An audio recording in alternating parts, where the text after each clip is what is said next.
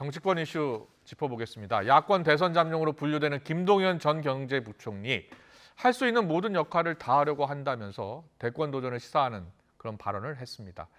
또 김 전 부총리는 정치 세력 교체를 강조하면서 독자 행보 가능성, 제3지대 행보 가능성을 거론했습니다. 이를 포함해서 정치권 주요 이슈를 최진 대통령 리더십 연구원장과 함께 짚어보겠습니다. 어서 오십시오. 네, 안녕하십니까. 안녕하십니까.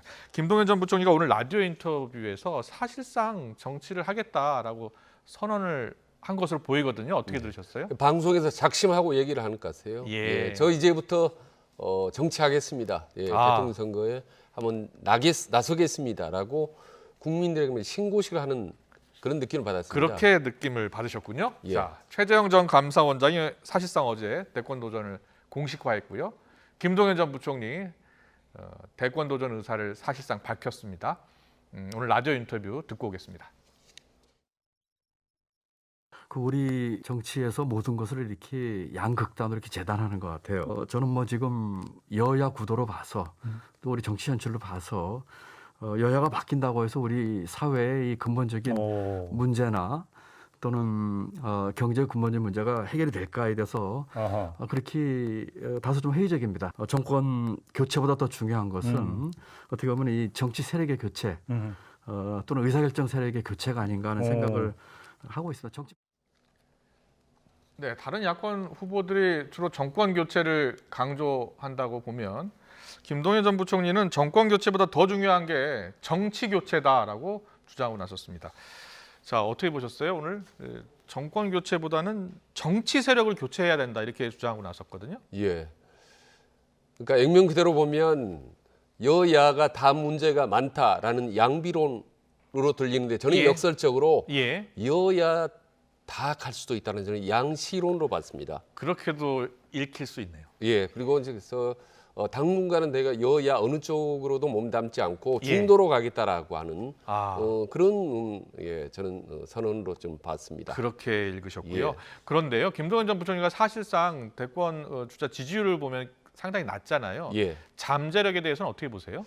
그러니까 저는 지금은 낮지만 상당히 잠재력은 꽤 상당히 있다고 봅니다. 어떤 점에서요? 우선 세 가지인데 하나는 흑수저 출신이라는 점이 상당히 국민들에게 알려지면 어필을 할 수 있다는 거. 또 하나는요. 예. 충청도 대망론이 불 끌어오는데 본인이 충청도 출신입니다. 충청부터 음성 출신입니다. 예. 그리고 이번에 이제 중요한 시대 정신 중에 하나죠. 이제 경제 전문가라는 점.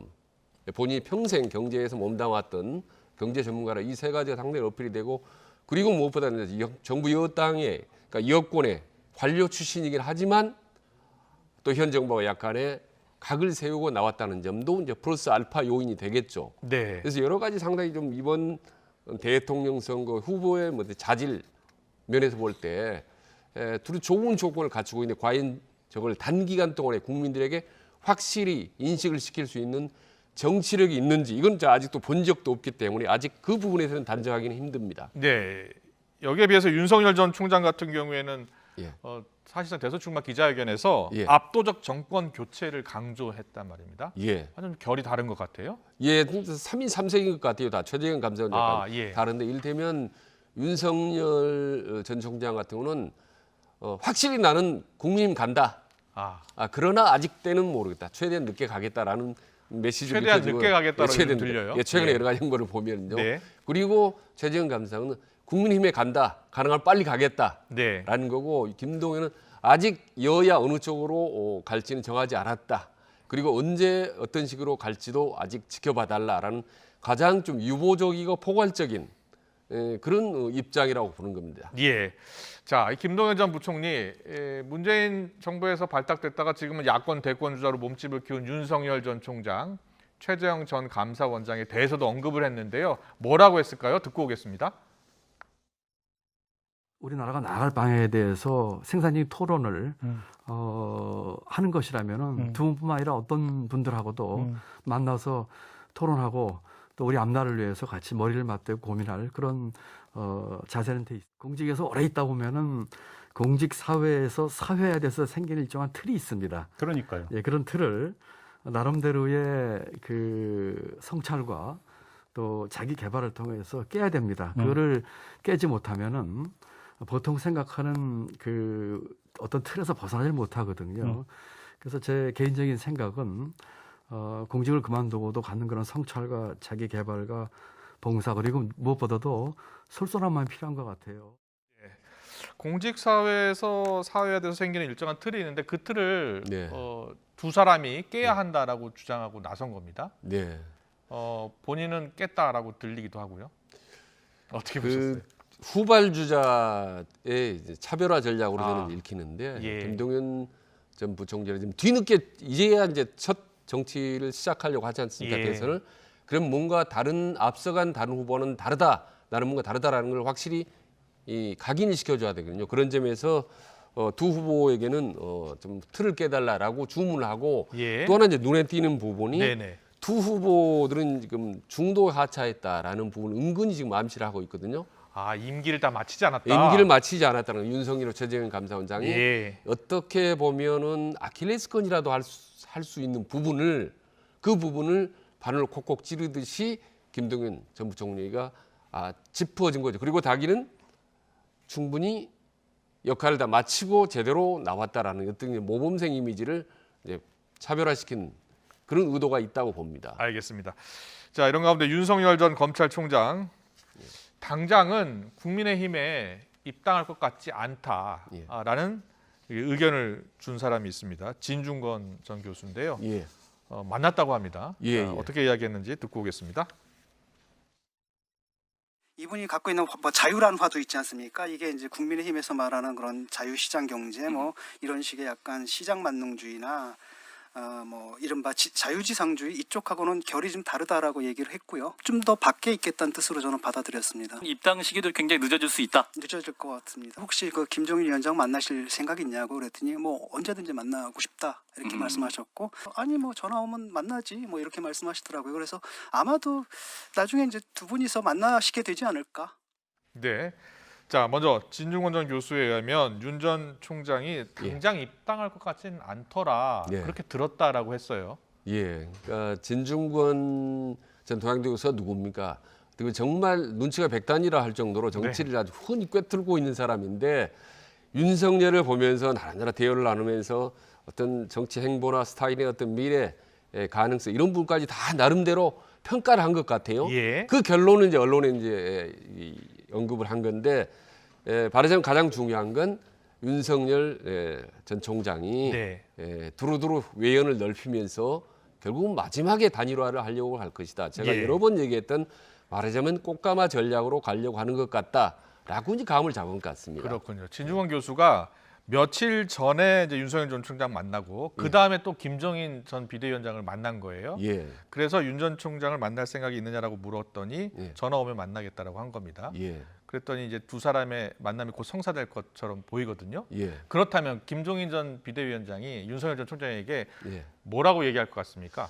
지금 제가 볼 때 김종인 위원장은 솔직히 지금 대선이 막 급박하게 흘러가는 판이 결국 어떻게 될 건지를 감을 잡기는 저는 쉽지 않을 거라고 봅니다. 예. 어느 정치 프로 중에 프로도 지금 워낙 지금 대선판이 오리무중이기 때문에 예. 또 하나는 지금 킹메이커 역할을 하기에는 많이 시간이 너무 촉박합니다. 일찌감치 벼르 순간을 잡고 윤석열을 함께 갔더라면 킹의 역할이 넓기 때문에 무슨 말씀이냐면 예. 시간이 너무 촉박하기 때문에 킹메이커로 역할을 하기는 제한적이다. 그런데 이미 어차피 윤석열은 지지도 1위를 달리고 있기 때문에 예. 알 수 없는 가능성이 높은 후보이기 때문에 네. 마냥 멀리 할 수도 없는 거죠.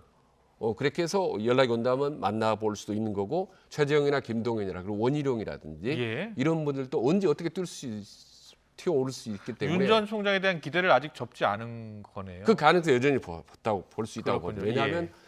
아무리 정치 프로가 이건 아닌 것 같다 하더라도 현실적으로 여론조사 1, 2위를 높게 달리고 있기 때문에 절대 무시할 수 없는 거죠. 김종인 전 위원장이 한 달 전에 YTN에 출연해서 예. 윤석열 전 총장이 국민의힘에 입당해서 경쟁이 되겠느냐. 예. 나중에 국민의힘 후보가 결정되면 단일화하는 게 정상 아니겠느냐 이렇게 이야기했거든요. 예. 그러니까 조금 전에 보면 진중권 전 동양대 교수가 네. 본 거하고 좀 비슷하지 않습니까? 그렇습니다. 두 사람도 상당히 정치 감각이 뛰어난 사람들인데 네. 아마 윤석열에서는 전략, 국민의힘과 어떤 밀당 이른바 이런 전략을 그러면 충분히 윤석열 이룰 것 전 같습니다. 총장이 만약에 국민의힘에 입당하지 않는다면 예. 국민의힘 경선이 예. 좀 심심하지 않을까요? 물론 심심하죠. 그러나 최재형도 있고 이제 김동연도 있기 때문에 그래도 아직도 안철수도 있겠고 예. 그리고 이제 조만간 아마 홍준표가 본격적으로 튀어나올 것 같기 때문에 흥행 무대는 과거 어느 때보다 이제 흥미진진합니다. 예. 다만 국민의힘이 이 후보들을 북노라 야권 후보들 다 안고 갈 건지 예. 아니면 일부만 안고 갈 건지는 이제 그게 이준석 대표의 이제 판단에 달려 있겠죠. 네, 근데 네. 아무튼 과거 어느 때보다도 보수 야당 후보가 다채로운 각양각색의 후보가 있기 때문에 절대로 심심하지는 않을 거라고 봅니다. 알겠습니다. 그런데 최재형 전 감사원장이요. 예. 어제 사실상 대권 도전을 공식화했잖아요. 예. 앞서 저희가 김영우 전 의원을 인터뷰하기도 했는데, 자, 김영우 전 의원을 상황실장으로 사실상 지명한 겁니다. 여기에 예. 대해서는 어떻게 보셨어요? 저는요, 최재형 전 원장이 신의 한 수는 아니더라도 예. 저 선택 잘했다라는 생각입니다. 선택 잘했다라는 생각이. 예, 영입 1호인데 왜냐하면 지금 언론을 선택하기도 그렇고 정치인을 선택하기도 그렇고 상당히 애매모호한 상태입니다. 네. 그런데 김영우 전 의원 언론인 방송인 출신인데다가 아마 제가 알기로는 이제 YTN 출신 아닌데 언론 출신인데다가 또 국회의원도 3선을 하고 비교적 상당히 젊은 의원 아니겠습니까? 지역구도 굉장히 파주 남북관계 인접해 있는 지역이고 예. 그래서 상당히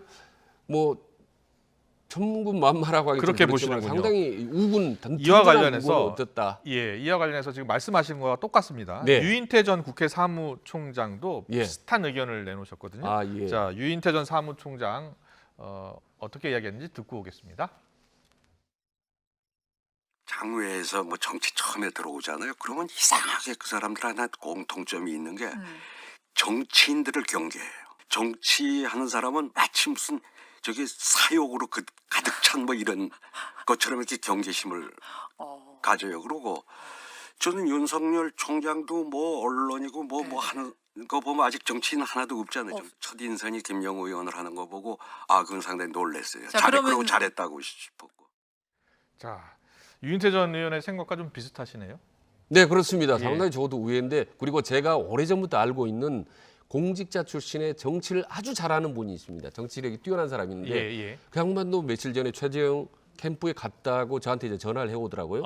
그래서 최재형 감사원이 저런 식으로 말하자면 적재적소에 사람을 잘 영입하고 이렇게 관리할 수 있는 능력이 있다면 상당히 앞으로 가능성 있죠. 정치력이. 아직은 이제 모르겠습니다만은. 근데 윤석열 전 총장이 지금 국민의힘 입당은 계속 염두에는 두고 있지만 거리를 좀 두는 것 같고요. 근데 최 전 원장 같은 경우에는 국민의힘 의원 출신을 대변인으로 지금 내세운 거 보면 곧 입당할 것 같단 말입니다. 그렇습니다. 빠르면 다음 주라고 하는데 저는 그 부분은 이제 약간은 이제 갸우뚱을 합니다. 왜냐하면 오랜 동안 20년, 30년 공직을 한 사람이 바로 옷 벗자마자 특정 당에 들어가는 것은 사실 국민들 입장에서는 그렇게 아름다운 모습은 아닙니다. 그럴 수 있겠네요. 그리고 또 최측근 참모가 어차피 국민의힘 국회의원 3선 출신이기 때문에 언제 가는 건 시간 문제이기 때문에 굳이 서두르는 것이 저는 본인이나 국민의힘이나 그렇게 크게 득대할 건 없고 다만 조기에 입당한다는 그 흐름만은 아마 확실한 것 같습니다.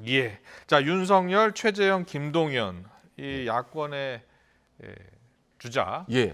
이 가운데 윤석열 전 총장은 지금 지지율 1위고요. 야권에서요. 세 사람의 행보가 대선판에 얼마나 큰 영향을 미칠 것 같습니다. 지금 세 사람 윤석열, 최재형, 김동연 다 공직자 출신 아닙니까? 그렇습니다. 그리고 문재인 정부에서 중용됐던 세 사람이기 때문에 그렇습니다. 이게 자칫하면은 모양이 그렇게 좋아 보이지 않을 수도 있습니다. 그리고 세 사람이 만약에 경쟁을 할 경우에 문재인 정부에 함께 중용됐던 사람이 다 티격태격한다라는 모양이 안 좋을 수 있고요. 그렇습니다. 반대로 말입니다.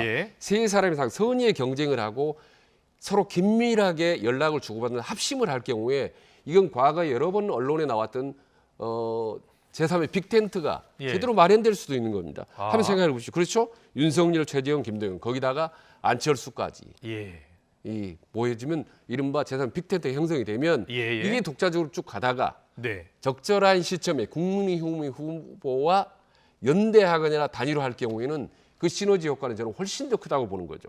그렇군요. 개별적으로 들어가는 것보다 세 후보가 그래서 선의의 경쟁을 하고 합심을 해야지 아주 신경제를 보거나 과도한 경쟁을 하면 국민의힘에는 절대 마이너스가 될 수도 있고 자칫 어쨌든 이 서너명 후보들이 지금 야권 후보로 잠룡으로 거론된다는 것 자체가 일단 국민의힘 입장에서는 흥행 효과가 있고 네. 또 국민들의 이목을 받고 또 스포트라이트 효과를 얻을 수 있는 점에서는 상당히 좀 고무적이라고 볼 수 있겠죠. 네, 알겠습니다.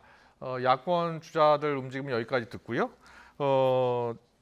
국민의힘과 민주당 이준석 대표, 송영길 대표가 예. 어제 만났잖아요. 예. 근데 이제 재난지원금, 5차 재난지원금을 예.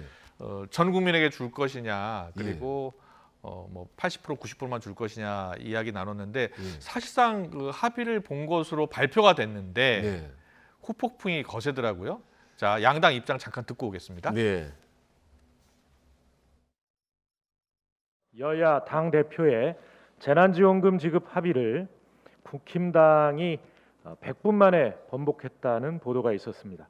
이준석 대표는 100분 만에 말 뒤집는 100분 대표, 회수를 건너면 귤 맛을 잃어버리는 이 탱자 대표가 되려는 것입니까? 우리 당 송영길 대표를 만나 귤 맛을 뽐내던 이 대표가 국힘당에 가더니 100분 만에 귤 맛을 잃고 탱자가 된 것입니까?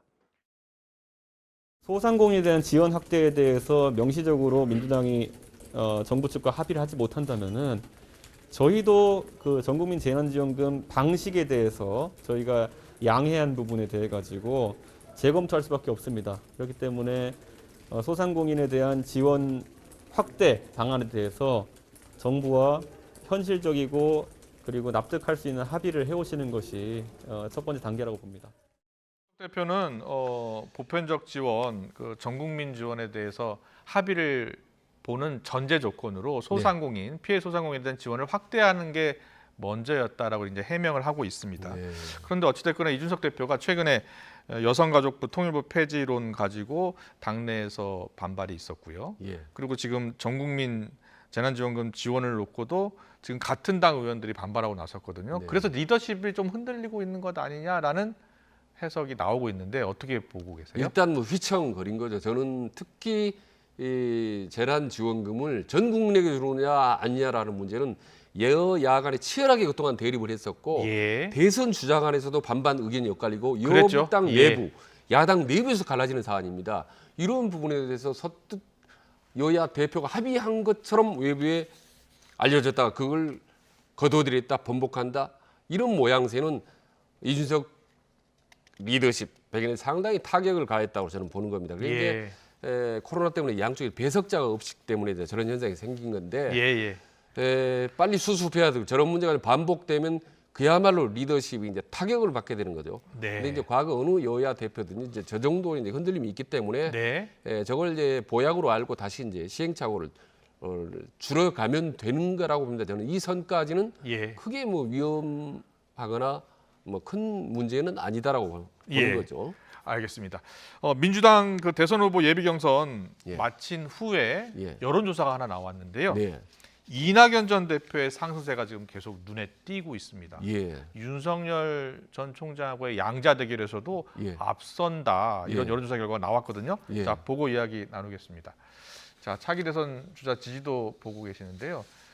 이낙연 전 대표가 16.4%까지 올라갔네요. 네. 예, 윤석열 전 총장이 26.4 그리고 이낙연 이재명 지사가 25.8 이렇게 나오고 있거든요. 자, 어떻게 보셨어요?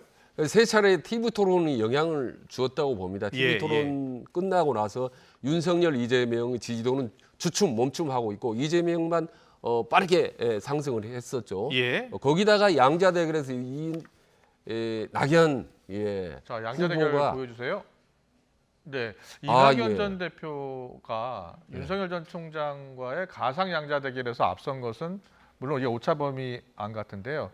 처음인 것 같은데요? 처음인 것 같습니다. 저 아주 예. 생소한 그런 장면인 것 같은데요.